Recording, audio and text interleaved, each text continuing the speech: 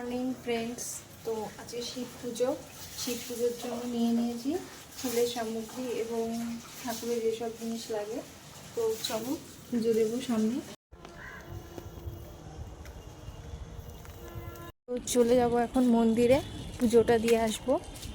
মন্দিরটা কীরকম, শিব ঠাকুরের পাশেই আছে আমাদের কালী মন্দির।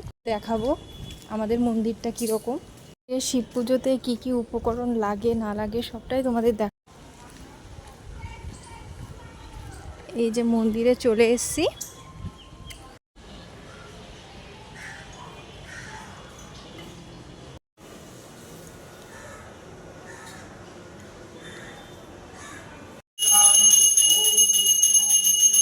তো এখন ঠাকুরমশাই পুজো দিচ্ছে, ঠাকুরমশাই পুজো দেওয়ার পর আমি পুজো দেবো।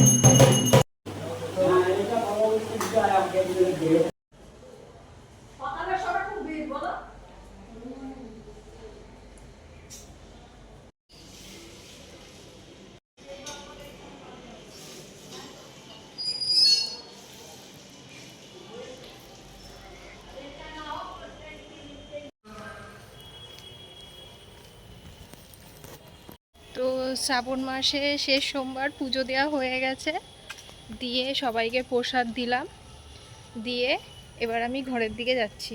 ঠাকুরের জন্য ফল বানিয়েছিলাম, আপেল, আম, লেবু, সন্দেশ। তো উপোস ভঙ্গ করে ফল প্রসাদটা খেয়ে নেব। তো দ্বিতীয় সোমবার ছিল, দ্বিতীয় সোমবারে আমি জানতাম না, তো নিরামিষ খেয়েছিলাম। তো পরের সোমবার জানলাম যে নিরামিষ খেতে নেই, সেদিনকে চালের কোনো জিনিস খেতে নেই শুনেছি। তো এখন ফল খাবো, ফল খেয়ে একটু অন্য কিছু করে খাবো, তবে চালের জিনিস খাওয়া যাবে না শুনেছি, তো খাবো না।